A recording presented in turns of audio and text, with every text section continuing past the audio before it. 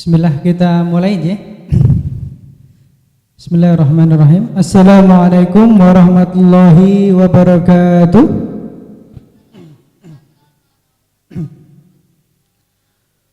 Alhamdulillahilladzi wa kafa, wassalatu wassalamu ala nabiyil mustafa wa ala alihi wa ashabihi ahli sidqi wal wafa. Allahumma anfa'na bima 'allamtana wa 'allimna ma yanfa'una wa zidna 'ilman nafi'an ya rabbal alamin. Rabbi shrah li sadri wa yassir li amri wahlul 'uqdatam min lisani yafqahu qawli. Amma ba'd. Bapak Ibu yang dirahmati Allah Subhanahu wa taala, kajian rutin qabla iftar yang semoga senantiasa istiqomah hingga akhir Ramadan nanti. Alhamdulillah, pada kesempatan sore kali ini Allah Subhanahu wa taala kembali memberikan kita nikmatnya, hidayahnya serta ma'unahnya sehingga kita bisa bermuajahah, bertemu, bermajelis pada kesempatan yang berbahagia ini dengan sehat walafiat tanpa kekurangan suatu apapun. Kemudian salam beriring salam kita haturkan pada uswah hasanah kita, junjungan kita Nabi Muhammad sallallahu alaihi wasallam yang kita nanti-nantikan syafaatnya nanti di yaumil qiyamah. Amin ya rabbal alamin. Bapak Ibu yang dirahmati Allah Subhanahu wa taala, dalam kondisi sehat semuanya. Ada yang sakit keluarga? Ada yang sakit di antara jamaah nggak berangkat? Nggak ada ya? Semoga senantiasa sehat, senantiasa istiqomah, bisa menjalankan puasa dengan lancar tanpa halangan apapun. Amin ya rabbal alamin. Alhamdulillah Bapak Ibu, kita dipertemukan kembali di hari Senin ini dengan sehat, dengan lapang, sehingga bisa kembali memulai kajian iftar kita, meneruskan materi yang berkaitan dengan maslahat takwa. Bapak Ibu yang dirahmati Allah Subhanahu wa taala, di pertemuan yang lalu telah kita bahas dua materi awal, yakni yang pertama terkait dengan maslahat ataupun manfaat dari ketakwaan bagi tarbiyah ruhiyah kita. Ya, yang pertama telah kita bahas manfaat takwa, maslahat takwa bagi tarbiyah ruhiyah yang ternyata bisa menjadikan kita hambanya yang menjadi lebih muraqabah, lebih merasa diawasi oleh Allah Subhanahu wa taala. Jadi dengan berpuasa kita senantiasa terjaga karena senantiasa diawasi oleh Allah Subhanahu wa taala. Kemudian yang kedua, juga kita senantiasa merasa berharap kepada Allah Subhanahu wa taala akan pahala-pahala yang telah dijanjikan. Ada rojak di sana, sehingga dalam kita berpuasa kita mengharapkan pahala hanya dari Allah Subhanahu wa taala saja, bukan dari yang lainnya. Karena puasa merupakan ibadah sirriyah, ibadah yang tersembunyi. Yang mengetahui puasa atau tidak hanya kita dan Allah Subhanahu wa taala saja. Mungkin kalau di sini kita bersama, kita nampak menahan lapar dan dahaga, tapi di tempat lain bisa kita makan ataupun minum dan lain sebagainya tanpa diketahui orang lain. Ya. Maka ini menjadi bukti bahwa puasa memang hanya kita dan Allah yang mengetahuinya.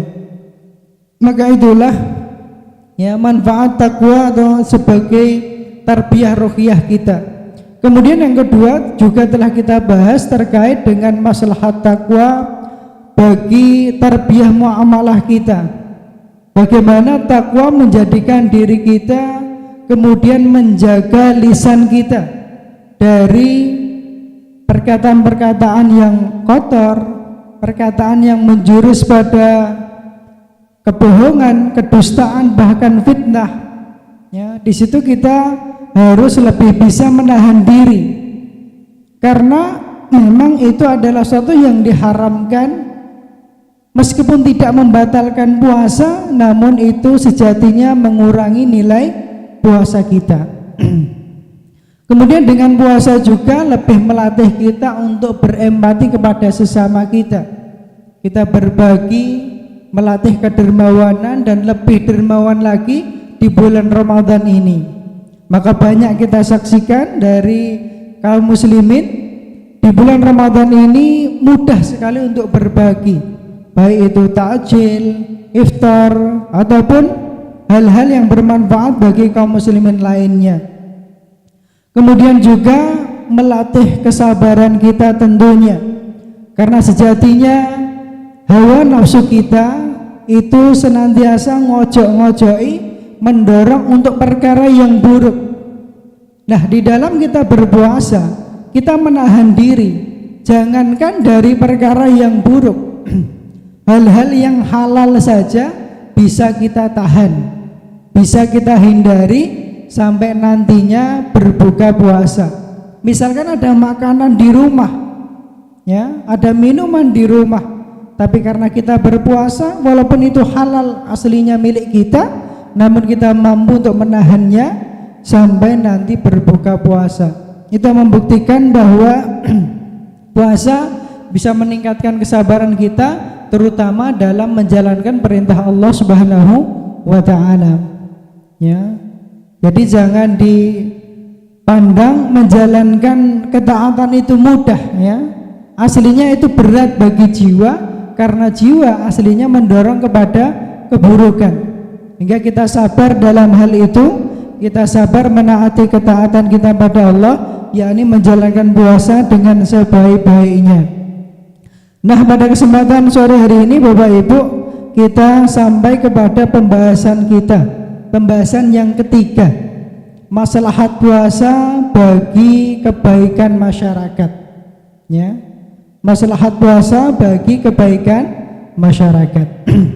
Kita ambil satu ayat dalam surah Al-A'raf ayat 96. A'udzubillahi minasyaitonir rajim. Walau anna ahlal qura amanu wattaqau lafatahna 'alaihim barakatim minas samai wal ard. Ya, artinya sekiranya penduduk suatu qaryah atau suatu negeri atau suatu daerah atau suatu kampung, ya, mereka beriman dan bertakwa pada Allah Subhanahu wa taala, la fatahna alaihim barakat, maka benar-benar kami akan membukakan atas mereka berkah-berkah yang banyak, minas sama'i wal ard, baik itu yang dari langit maupun yang dari bumi, ya. Ini dalam surah Al-A'raf ayat 96. Di dalam ayat ini Bapak Ibu, mari kita pelajari tentang tafsirnya bahwa ada hubungan di sana ternyata berkaitan dengan keimanan dan ketakwaan dari para penduduk suatu negeri atau penduduk suatu daerah atau suatu kampung. Jadi iman dan takwa mereka berpengaruh pada keberkahan-keberkahan yang akan diberikan Allah SWT kepada mereka. Jadi jangan dianggap remeh tentang taatnya suatu penduduk negeri atau daerah, takwanya penduduk negeri atau daerah dengan keberkahan-keberkahan yang akan mengiringinya, yang akan diberikan Allah kepada penduduk negeri tersebut.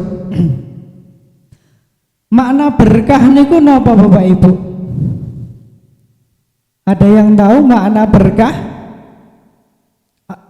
Monggo. Waalaikumsalam. Makna barokah napa Bapak Ibu? Barokah maknanya an-nama wal ziyadah was sa'adah. Ada satu makna berkah itu maknanya adalah tumbuh. Ada yang bermakna ziyadah atau tambah, ada pula yang bermakna kebahagiaan. Jadi yang dikatakan berkah itu berarti ada penambahan di sana, entah secara maknawi atau secara hakiki, ya, entah bertambah kebaikan ataupun kemanfaatannya, atau bisa menambah kebahagiaan dari hal-hal yang diberkahi tersebut, ya. Itu makna dari keberkahan. Atau dalam makna yang lain, kalau dikatakan berkah di sana, itu berarti kita diberikan kehidupan yang tenang, kehidupan yang bahagia, kehidupan yang aman, kehidupan yang damai, kemudian cukup dari kebutuhan-kebutuhan kita dan aman dari bencana. Itu yang dimaknai, diartikan dari keberkahan. Ada pula makna yang lain dari para mufassir, disebutkan bahwa berkah itu bermakna dari kebaikan dari segala aspeknya atau dari segala bentuknya, mulai dari waktunya ataupun nafkah yang kita dapatkan atau hal-hal yang kita capai, cita-cita yang kita capai. Kalau itu mengandung berkah, maka itu berarti akan bertambah kemanfaatan atau kebaikannya di situ, ya. Maka menurut para mufassir di sana keberkahan bisa bermakna tumbuh atau tambah atau kenikmatan atau kebahagiaan di dalam kita bermasyarakat atau dalam hidup kita di dunia, seperti itu. Lalu bagaimana Bapak Ibu tanda-tanda warga atau tanda suatu daerah, suatu negeri, atau bagaimana warganya itu mendapatkan keberkahan dari Allah SWT? Ternyata itu ada tanda-tandanya Bapak Ibu, ya. Bagaimana tanda-tandanya menurut para ulama? Kita sebutkan yang pertama Bapak Ibu, tanda bahwa suatu daerah ataupun warga atau suatu negeri itu diberikan keberkahan oleh Allah SWT atas iman dan takwanya tadi. Yang pertama adalah nikmat dalam melakukan amal soleh. Pernah enggak Bapak Ibu kita sholat ingin rasanya dilama-lamakan? Pernah mboten? Atau ketika qiraatul Quran, baca Quran, merasa tergugah dengan makna-maknanya atau bahkan dari bacaannya saja sampai merasa diri ini ingin menangis. Pernah mboten? Pernah mungkin dari kita. Bahkan kalau panjenengan mungkin pernah memperhatikan di salah satu surah, yakni surah Yusuf. Kalau saya ketika membaca surah Yusuf, dari kisah beliau mulai dari dianiaya saudara-saudara beliau, kemudian akhirnya diambil oleh pejabat Mesir, kemudian menjadi petinggi di negeri Mesir, dan akhirnya kemudian dipertemukan kembali dengan keluarga beliau, dengan saudara, dengan ayah dan bibi beliau. Kemudian di akhir kisahnya bahwasanya Nabi Yusuf mengatakan, inilah takwil mimpi beliau, ya, yang dulu pernah ada bintang-bintang dan bulan dan sujud kepada beliau. Tafsirannya adalah para saudara, ayah dan bibinya bersujud pada beliau pada akhir kisahnya. Itu bisa membuat kita menangis atas kesabaran beliau yang dianiaya oleh saudara-saudaranya, namun berakhir beliau memaafkan atas kesalahan-kesalahan tersebut. Luar biasa, ya. Ini adalah yang pertama, nikmat dalam beramal soleh, ya. Pernahkah kita juga membaca bagaimana sirah Rasulullah SAW ketika beliau bengkak kakinya dalam melaksanakan sholat malam, ya. Bagaimana kita bayangkan betapa lamanya beliau berdiri sampai tidak sadar bahwasanya kaki beliau telah bengkak. Kalau kita pripun Bapak Ibu? Sholat agak lama, imam mungkin baca lebih dari 5 ayat, kalau kita gimana? Sudah gerak kanan kiri, sudah batin, wah berat imamnya berat nih ya. Agak lama sedikit saja dari kita mungkin ada yang sudah agak mengeluh. Sedangkan Rasulullah Shallallahu Alaihi Wasallam beliau sampai bengkak kakinya dalam melaksanakan sholat malam. Betapa beliau menikmati dalam beliau sholat malam tersebut. Ya. Kemudian dalam riwayat lain juga disebutkan ketika beliau datang dari bepergian, datang dari safarnya. Maka beliau berkata kepada Bilal, "Ya Bilal, fa'arihna bis-shalah." Wahai Bilal, istirahatlah kami dengan ibadah sholat. Ya, wahai Bilal, istirahatkanlah kami dengan ibadah sholat. Beliau memerintahkan Bilal untuk mengumandangkan adzan, kemudian ditegakkanlah sholat. Dalam hal ini beliau memandang bahwa sholat ini benar-benar dalam rangka nikmat sekali, sowan kepada Allah, ya, menghadap Allah Subhanahu wa taala dalam sholatnya. Ya. Kalau kita mungkin belum sampai ke tingkat itu ya Bapak Ibu. Kita mempertahankan khusyuk saja mudah atau susah? Mempertahankan khusyuk saja, fokus sholat saja, mudah atau susah? Kalau sholat kira-kira mikir apa Bapak Ibu? Mikir sholat apa mikir hutang? Mikir sholat atau mikir yang lain kira-kira? Dari 4 rakaat kira-kira yang khusyuk berapa rakaat Bapak Ibu? 2, luar biasa, 50%. Ya. Kita itu mempertahankan khusyuk aja begitu susahnya Bapak Ibu. Baru takbir Allahu Akbar sudah terbayang pekerjaan, terbayang tugas-tugas rumah, terbayang lain-lain ya. Dan kita berusaha untuk kembali dalam fokus kita sholat. Tapi di sini Rasulullah Shallallahu Alaihi Wasallam beliau memandang sholat, menganggap sholat sebagai bentuk suatu hal yang nikmat sekali, sowan kepada Allah, menghadap Allah Subhanahu wa taala. Ya, maka kita harus berusaha untuk mencapai ke situ. Karena tingkatan yang paling tinggi memang ihsan Bapak Ibu. Ihsan itu anta'budallaha ka'annaka tarahu, fa illam takun tarahu fa innahu yaraka. Ihsan itu tingkatan yang paling tinggi, yaitu seakan-akan kita menghadap Allah dan Allah memperhatikan kita. Ya, dalam beribadah Allah memperhatikan kita. Dan kalau tidak mampu, ya, maka pasti ya dalam ibadah ya kebalik ya. Kalau dalam ibadah kita seolah-olah melihat Allah Subhanahu wa taala.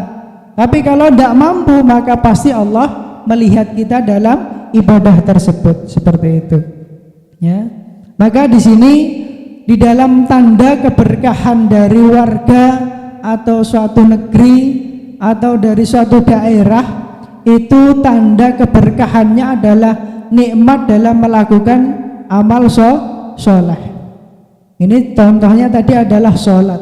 Kemudian dalam bersedekah misalkan tidak cukup bagi kita sekali, mungkin tambah 2 kali, 3 kali dan seterusnya.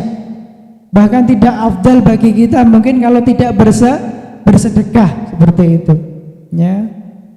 Dan amal-amal soleh yang lainnya tentunya seperti itu.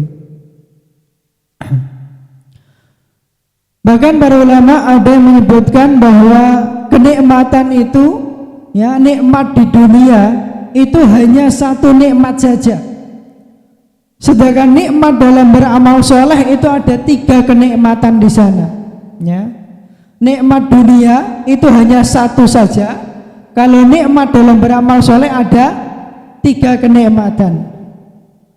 Nikmat dalam kenikmatan dunia hanya satu, yaitu pada saat kita merasakannya saja Bapak Ibu. Contohnya kalau kita saat makan, enaknya ya ketika makan saja.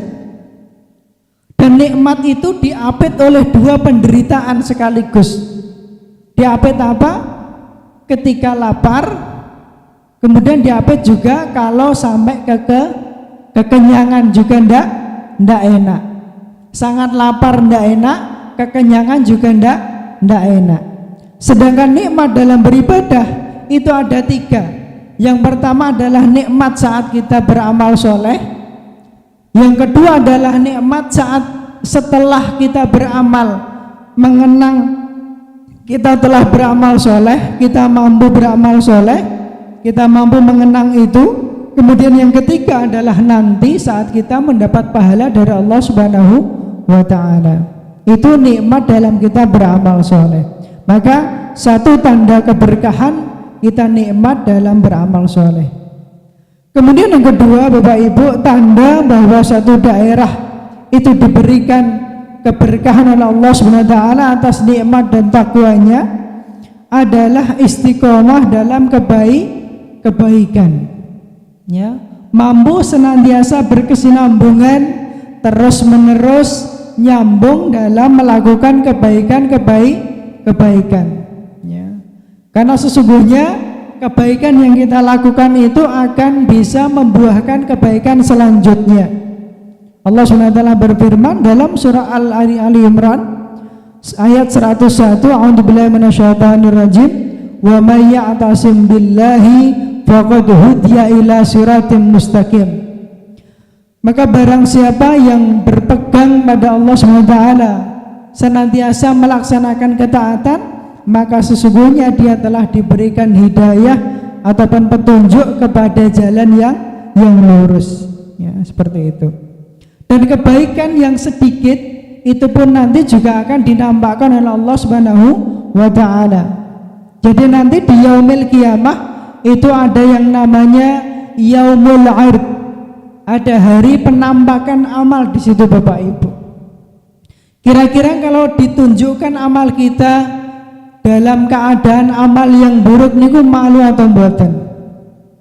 Malu atau tidak, Bapak Ibu? Malu pada Allah Subhanahu wa ta'ala, ya. Maka amal-amal yang sedikit, walaupun itu sedikit, tapi karena itu kebaikan dan berkesinambungan, maka itulah yang terbaiknya.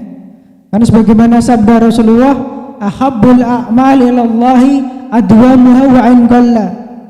Amal yang dicintai Allah itu walaupun kecil tapi dilakukan secara berkesinambungan, istiqomah. Contoh amal yang kecil namun sering kita anggap remeh, Bapak Ibu, adalah bermuka cerah, berseri-seri ketika bertemu dengan saudara kita. Itu ringan apa pembuatan aslinya? Ringan. Tapi dalam kenyataan ya terkadang terbawa oleh suasana emosi ya, Bapak Ibu ya. Kalau lagi berat, banyak pikiran, ya wajahnya tidak bisa disembunyikan, ya, agak sedih, agak termenung dan lain sebagainya. Tapi kalau kita mampu menjaga untuk berseri-seri, cerah di hadapan saudara kita, itu adalah amal yang ringan namun bisa mendatangkan pahala, ya, seperti itu. Ya. Maka untuk menjaga istiqomah dalam kebaikan ini perlu kita jaga dengan yang namanya ilmu. Ya, kita senantiasa kajian, ya, menimba ilmu sehingga tahu bahwa amalan ini adalah amalan yang berpahala, amalan termasuk amal soleh, sehingga kita jaga. Kemudian yang kedua, kita memilih komunitas yang baik, komunitas untuk bisa beramal soleh bersama-sama. Ya, misal dalam ibu-ibu PKK, ya, mengadakan iftar berjamaah atau buka bersama. Barang siapa yang ingin bersedekah buka puasa misalkan, maka ikut di sana, ya. Siapa yang ingin ikut kajian bersama misalkan, maka ikut di sana. Ini membuktikan bahwa komunitas bisa menjaga kita dalam istiqomah kebaikan. Kemudian yang ketiga adalah kita berdoa pada Allah agar kita dijaga dalam istiqomah, ya. Allahumma anta rabbuna warzuqnal istiqomah. Ya Allah, Engkaulah Rabb kami, maka rizkikanlah pada kami yang namanya istiqomah dalam beramal soleh atau dalam kebaikan. Itu yang kedua, tanda bahwa satu daerah diberikan keberkahan oleh Allah Subhanahu wa taala. Kemudian tanda yang ketiga Bapak Ibu adalah rindu kepada Allah atau senantiasa ingin bertaqarrub, ya. Rindu kepada Allah ini tidak kemudian ingin cepat meninggal loh, nggih. Mboten nggih? Rindu kepada Allah mboten kita? Rindu mboten? Cinta mboten? Cinta, tapi ada yang ingin cepat bertemu? Tentu tidak ya, karena kita merasa masih kurang bekal kita tentunya. Tapi beda dengan Nabi Sulaiman alaihissalam, ya. Dalam pembahasan Imam Al-Qurtubi beliau menyebutkan, ya, ada satu pembahasan di sana larangan mengharapkan kematian, tapi juga boleh mengharapkan kematian dalam perkara-perkara yang khusus. Nah, dalam satu pembahasan itu disebutkan Nabi Sulaiman alaihissalam, ya, Nabi Sulaiman atau Nabi Yusuf ya, ya, di situ beliau mengharapkan pertemuan pada Allah Subhanahu wa taala atau mengharapkan kematian. Kenapa? Karena salah satunya beliau telah diberikan kenikmatan yang banyak oleh Allah Subhanahu wa taala. Diberikan kenikmatan ya yang banyak sekali oleh Allah ya. Sehingga beliau telah merasa cukup ya, ingin bertemu, segera bertemu pada Allah atau dengan Allah Subhanahu wa taala. Ya. Atau ada satu perkataan dari beberapa ahlul ilmi ya, sejatinya hidup kita adalah menunggu antara waktu sholat dengan sholat berikutnya. Jangan apa mboten? Ya. Sholat subuh, selesai sholat subuh itu sejatinya kita nunggu sholat duhur. Ya. Setelah sholat duhur kita sejatinya nunggu sholat maghrib, asar dulu ya. Setelah sholat asar kita nunggu sholat maghrib, begitu seterusnya ya. Kalau ingin nilai dari kehidupan kita senantiasa berpahala, bahkan dinilai sholat oleh Allah SWT, bisa kita niatkan setelah selesai sholat kita niat nunggu sholat berikutnya ya. Tapi kadang-kadang kita buru-buru mboten Bapak Ibu, setelah sholat itu buru-buru mboten ya. Kadang-kadang buru-buru kemudian lupa akan hal ini ya. Padahal kalau kita tetap bisa istiqomah menjaga bahwasanya hidup ini aslinya menunggu waktu dari satu sholat ke sholat berikutnya, itu sungguh luar biasa ya. Maka rindu di sini kita senantiasa ingin bertaqarrub pada Allah SWT, senantiasa mendekat. Maka kalau kita ingin seperti itu harus mengusahakan hal-hal yang bisa mendekatkan diri kita pada Allah Subhanahu wa taala. Apa itu? Yakni harus bisa terus beramal soleh. Nah, di bulan Ramadan inilah satu momen yang memang luar biasa. Dari kita bangun tidur sampai tidur lagi bisa bermakna ibadah. Monggo jenengan bangun tidur sudah persiapan sahur, kemudian sahur, setelah sahur kemudian nunggu sholat subuh. Setelah sholat subuh bisa qiraatul Quran, kemudian sholat syuruk atau sholat duha yang diawalkan, kemudian dalam keadaan berpuasa sampai tenggelamnya matahari, itu dihitung ibadah. Setelah berbuka puasa nunggu sholat isya. Setelah sholat isya melakukan tarawih.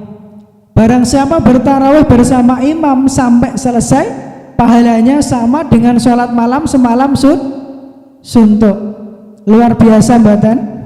Luar biasa. 24 jam kula panjenengan dihitung beribadah pada Allah Subhanahu wa taala hanya di bulan Ramadan saja. Ya, momennya ini. Tapi harusnya bisa kita jaga, senantiasa kita jaga walaupun sudah keluar dari bulan Ramadan. Caranya bagaimana? Caranya dengan senantiasa melampirkan doa dalam awal-awal kegiatan kita. Ya, Misalkan bangun tidur, kita sudah berdoa apa? Doa bangun tidur, alhamdulillah illadzi ahyana ba'da ma amatana wa ilaihin nusyur, ya. Kita sudah berdoa. Nah, nanti masuk kamar mandi berdoa, keluar kamar mandi berdoa, kemudian nanti sampai kemudian bekerja, kita berangkat kerja berdoa, berangkat sekolah berdoa, ya. Pulang ke rumah, masuk rumah berdoa, dan seterusnya dan seterusnya. Itu menandakan bahwa kita memang rindu pada Allah dan ingin menjaga, terus bertaqarrub, terus dekat pada Allah Subhanahu wa taala. Maka ini menandakan bahwa keberkahan selalu mengiringi kita, seperti itu. Angin bertiup kencang, masih aman ya? Masih aman insyaallah. Ya, Allah Subhanahu wa taala berfirman dalam surah Al-Kahfi, Bapak Ibu, "Faman kana yarju liqa'a rabbih falyamal 'amalan sholihan wa la yusyrik bi ibadati rabbih ahada." Barang siapa yang rindu bertemu pada Allah Subhanahu wa taala, maka hendaknya dia melakukan dua hal minimal. Yang pertama beramal soleh, yang kedua menjauhi syirik, ya, seperti itu, ya. Ini yang ketiga. Kemudian apalagi tanda keberkahan dari suatu masyarakat, suatu daerah atau suatu negeri. Yang keempat adalah pandai menggunakan panca indera kita untuk hal-hal yang terbaik. Mata digunakan untuk melihat yang baik. Telinga digunakan untuk mendengarkan yang baik. Kemudian mulut kita gunakan untuk berbicara yang baik. Kalau tidak bisa yang baik, maka sebaiknya diam. Hidung kita gunakan untuk mencium yang baik. Ya, ini merupakan suatu tanda, ya, bahwa kita memelihara panca indera kita untuk hal-hal yang baik saja, ya. Karena sejatinya panca indera kita merupakan pemberian dari Allah SWT, dan itu pasti nanti akan dihisab oleh Allah SWT, ya, seperti itu, ya. Dan salah satu cara kita mensyukuri nikmat adalah kita mengenal siapa yang memberikan nikmat itu, yaitu Allah Subhanahu wa taala. Kemudian setelah tahu, kita memuji Allah dengan mengucapkan hamdalah, alhamdulillah. Kemudian yang ketiga adalah menggunakan nikmat ini untuk hal-hal sesuai dengan apa yang Allah perintahkan. Tasrifun nikmah ala qadri mu'tiha. Untuk apa kira-kira Allah gunakan, untuk Allah berikan nikmat ini untuk kita, ya? Untuk apa? Tentunya untuk ketaatan atau untuk kebaikan-kebaikan, tidak untuk yang lainnya, seperti itu. Kemudian tanda yang terakhir keberkahan dari suatu daerah atas takwa mereka adalah sabar dalam ujian, Bapak Ibu, ya. Ada dari kita yang diberikan sakit, maka di sana kita sabar atas sakit tersebut. Maka barang siapa yang sabar akan bisa menggugurkan dosa-dosanya. Maka kita melihat orang-orang yang sakaratul maut, dalam kondisi menjelang kematiannya, ada di sana yang didahului dengan sakit. Jangan kemudian kita sebagai seorang muslim, ya, itu adalah azab dari Allah, bukan, ya. Kita berhusnudzan bahwa itu adalah cara Allah untuk meringankan dosanya, ya. Kalau kita yang sehat diuji dengan sakit kemudian dan kita sabar atas sakit tersebut, maka itu adalah bisa menggugurkan dosa-dosa kita, ya. Kemudian ada pula penghasilan yang menurun atau nafkah yang sedang berkurang, ya. Sedang ada yang sedang viral, Bapak Ibu, efisiensi. Ada yang kena PHK mboten? Semoga di sini ndaknya. Di tempat lain banyak, Bapak Ibu, terkena PHK atau efisiensi. Maka secara tidak langsung penghasilan mereka otomatis berkurang. Tapi tidak menutup dari jalan-jalan yang lain tentunya seperti itu.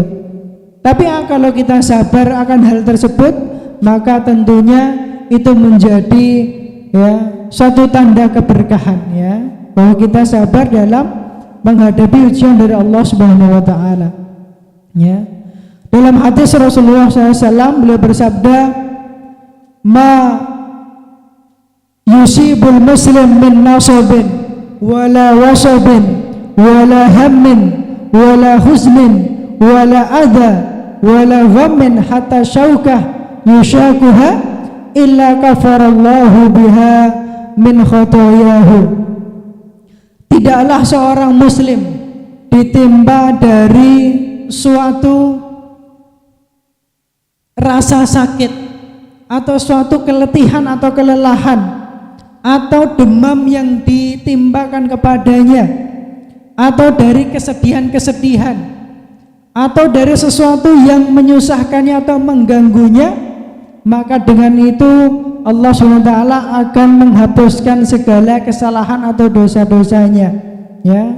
Jadi kalau kita sedang ditimpa suatu kesusahan, suatu kelelahan, suatu musibah, atau dalam kondisi sakit, maka itu sejatinya Allah sedang mengurangi dosa-dosa dalam diri kita. Maka kita harus bersabar dalam itu ya. Maka ini suatu tanda Bapak Ibu. Yang pertama tadi adalah nikmat dalam beramal soleh. Kemudian yang kedua, istiqomah dalam kebaikan ya. Jangan sampai ada perkataan, kalau dia baik maka aku baik, kalau dia buruk maka aku buruk. Benar napa mboten? Benar napa mboten? Salah. Harusnya istiqomah. Kalau dia baik maka aku baik, kalau dia buruk maka aku tetap baik, seperti itu ya. Itu dia tandanya istiqomah dalam kebaikan.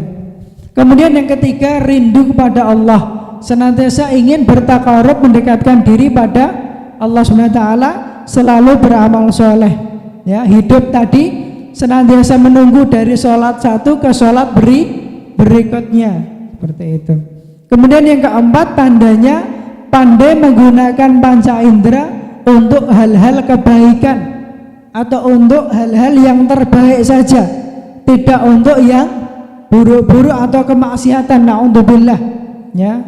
Kalaupun sampai terjerumus, segera sadarkan diri, ini semua pemberian dari Allah Subhanahu wa ta'ala ya. Harus digunakan sesuai dengan tujuan Allah memberikannya.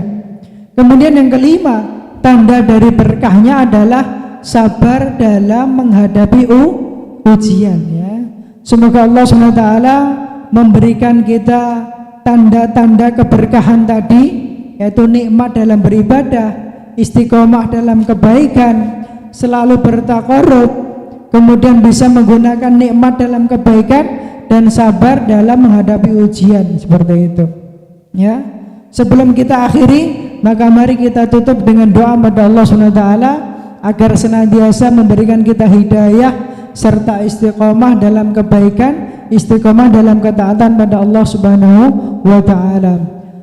Bifadilati al-Fatihah. A'udzu billahi minasyaitonir rajim. Bismillahirrahmanirrahim. Alhamdulillahirabbil alamin, arrahmanir rahim, maliki yaumiddin. Iyyaka na'budu wa iyyaka nasta'in. Ihdinas siratal mustaqim, siratal ladzina an'amta 'alaihim ghairil maghdubi 'alaihim waladdallin. Alhamdulillahirabbil alamin, hamdan syakirin, hamdan na'imin, hamdan yu'afi ni'amahu wa kafi mazidah. Ya Rabbana lakal hamdu kama yanbaghi li jalali wajhikal karim wa 'azimi sultanik. Allahumma inna nas'aluka ilman nafi'an wa rizqan thayyiban wa 'amalan mutakabbalan.